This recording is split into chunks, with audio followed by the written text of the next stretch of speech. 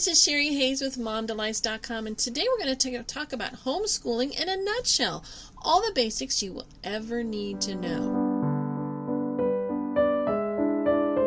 Now, how can I claim that you won't need to know anything? It's because this guide just gets you started, and then you can branch off from here. Does that help? Now, I've been homeschooling for over 3 decades. I have 15 children. I only have 2 left at home that I'm actually actively involved in their homeschooling. And so what I did is over the last 30 or 32, something like that, years, I think it's, let's see, my oldest daughter will be 40 this year. So it has basically been almost 34 years. So about 34, yeah.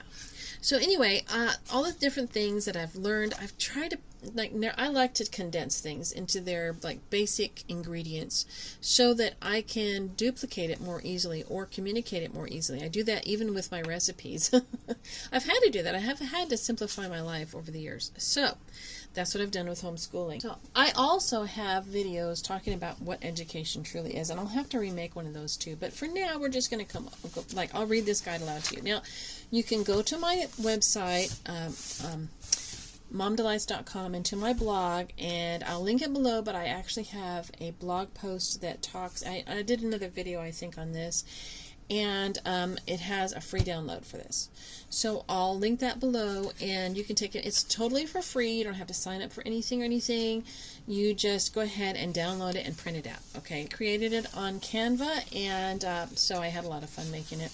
So this is MomDelights.com Homeschool for Cheaper Free Guide. Okay, so I'm going to read this to you, and it is your main mission. So this is what your main mission is as a homeschooler. Since the 1830s, now this is really condensed down really, really, really simply. Okay, there's so much more to this, and you can read John Taylor Gatto and a number of different people, and you can, really flesh it out. But this is just the bare skeleton. Okay. Since the 1830s, American education has been hijacked by social engineers. In the 1920s, it was made slave to progressive humanism. The results are obvious. Children who have been set adrift in a sea of despair without a paddle or a compass. When you homeschool, your mission is to give your children a compass, a sextant, and a sail, and set them in a sea of possibilities in Christ. Okay. Number 1. Move away from the Greek model of child as consumer of information. The Greeks attempted to think their way to God, so knowledge of the physical world and philosophies of the same took up the sum total of classical education. The Apostle Paul said, "In him we live and move and have our being." When we begin with God, our thoughts become ordered and our education has a more profound effect on our lives. This means, foremost, relationship, first with God and with each other, teacher to pupil. Then facts and figures are added in. So it's like our current system is all about all the junk you can know, right? But it's not really about the whole person. So that's basically what that is. Think about how Jesus taught his disciples. Okay. Number 2, concentrate on tools, then move to content. Now we kind of get this backwards in our minds, and sometimes we get it all jumbled together to where it's really a lot of pressure, but it doesn't have to be. Okay. It's that old idea of the 3 R's. When a child can read well, write well, and has a grasp of logic and basic math, the rest of the world opens up to him. You'll find that if you can concentrate on the basics first, the content just comes along. It just happens. And if a child can do these other things really easily, then it's really easy to get all the other factoids and everything into him, right? Okay.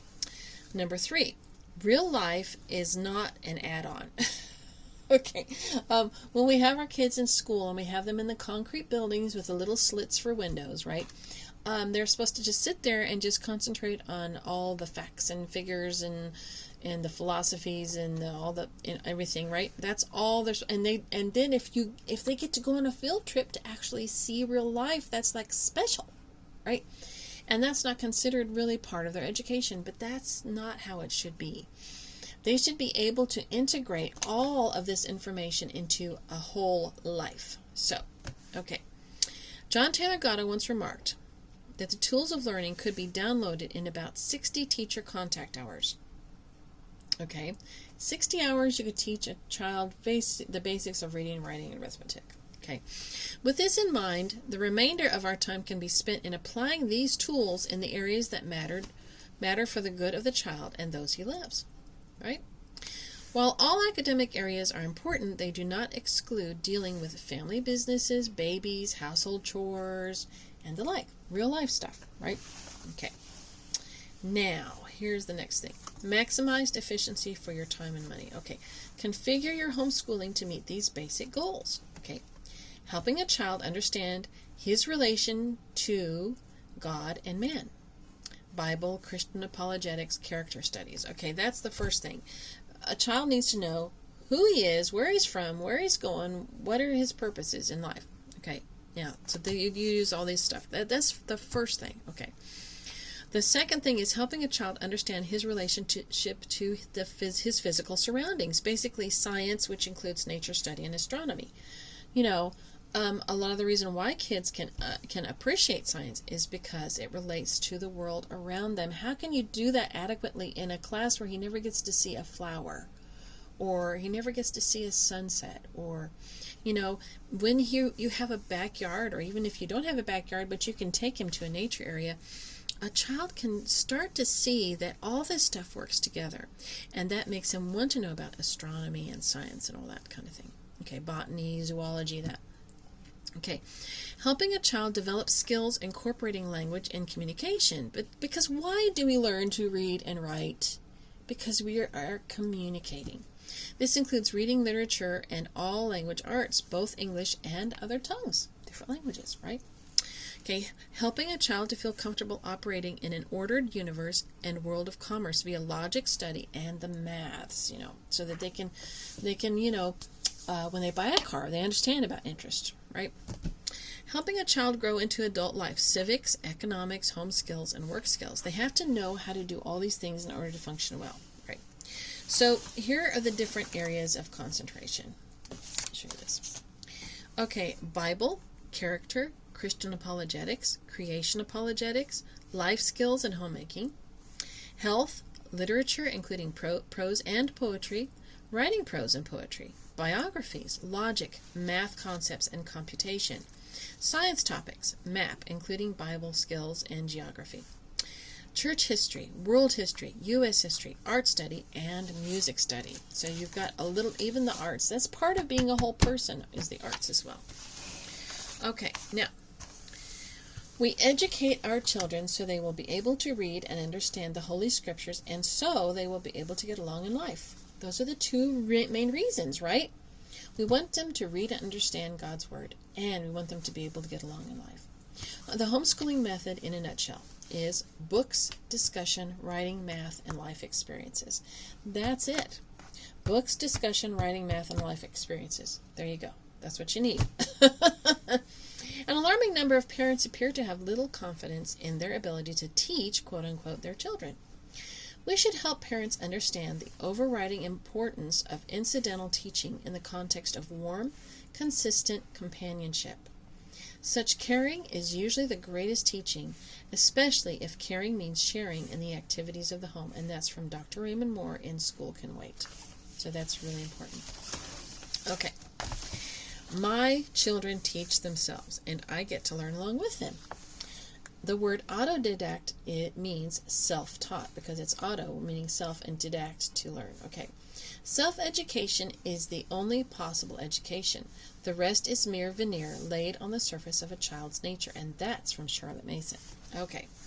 When you're setting up this type of a homeschool, it's, in some ways it's simple, in other words it's complicated, because you have to do a little more research, but not a whole bunch now. Okay, don't get afraid.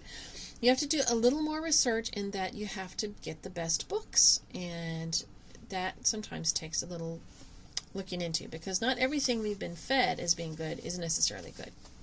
But I simplify it with this guide. How's that sound? Okay, setting up. Gather a bunch of books and materials. Make a stack for each of your children and a stack for you to read aloud and enjoy together. Put these stacks into individual baskets or bins for each person or purpose. Purchase some basic school supplies such as notebooks, binders, pencils, crayons, composition books, etc. Print off some notebooking pages and other fun stuff for free from the internet. Each day spend time reading aloud and talking with your kids. Then spend time teaching them to read and have them read from their stack of books and write in their notebooks and notebooking pages. Take time to teach them interesting and useful things such as how to care for babies and pets and how to iron a shirt. Play some logic games and add in a math book for each person. And there you go. That's your whole program. And when you print this out, you can look at this and this just sets it up for you. This is how to plan. If you have stacks and you can make lists if you want to, but this is basically how you do it. So for study themes, you can do, this is to help you when you're planning. Bible, stories, books, themes, words, and characters. History, Bible, America, Egypt, Greece, Rome, Africa, Asia, and Europe. Science, and you can do also different periods of history, can help you. Okay, science, animals and bugs, plants, biomes, ocean, the universe, geology, physical laws, biological investigation, chemical investigation, and how things work. Okay, then we have reference works. This is how you don't have to have these all at once. Little by little, you can either borrow these from the library, you can use online sources, but it's good to have physical copies of all these different things. You can have atlases of the Bible, the world, U.S. history, world history. You can have an encyclopedia set, which is nice. A good dictionary, some nature guides. The Handbook of Nature Study is really good. Peterson guides, the ABCs of Nature, an old book. You might not be able to find that. But anyway, Wonders of Creation. These are done by Master Books, and so they're currently available. How Things Work, The Way Things Work by David Macaulay. How Things Work, Dorling Kindersley and Usborne have lots of different titles. The Science Encyclopedia by Usborne or Dorling Kindersley. Grammar, and there's also one by Master Books too. Grammar guide or an encyclopedia, grammar guide to that helps you with, like, if you have a grammar question. A math guide or a math encyclopedia. An art encyclopedia, music history and notation. Music notation is important. Foreign language dictionaries. Those are all good to have. Okay, and so then we have reference works continued for mom and dad. John Taylor Gatto, The Underground History of American Education and Dumbing Us Down. Dr. Raymond Moore, Better Late Than Early, The Successful Homeschool Family Handbook, and Ruth B. Chick, A Biblical Home Education, The 3 R's You Can Teach Your Child Successfully and How to Write Clearly. Karen Andriola, a Charlotte Mason companion, Mother Culture, A Pocket Full of Pine Cones, and Lessons at Blackberry Inn. Those are all really good books by her. For the Children's Sake by Susan Schaefer Macaulay. That's really good. Teaching from Rest by Sarah Mackenzie. Home Education by Charlotte Mason. When Children Love to Learn by Elaine Cooper et al. And then Homeschool Bravely by Jamie Erickson. So those are all really good books to get just for you to get. And there have been some written since that are really good. Okay, let's see. I have a book. It's called let me get it really quick. I have a book, and it's Homeschool Sanity, and this kind of is something I wrote a number of years ago, and this is something you can get. It's still in print on Amazon, and so I think I have a link to below already. So this is something you can get too. Okay, a short listing of simplified and or old-fashioned books. That I have this here. I have a list of supplies, and I have an asterisk by the ones that are most important, but the others kind of like if you want to have it. But usually you can get all the supplies you'll need for all this. You can get like at the end, just before school goes into session, and they'll have it cheap, and you can get that stuff. Okay, so that is the whole guide, and I hope you'll like it.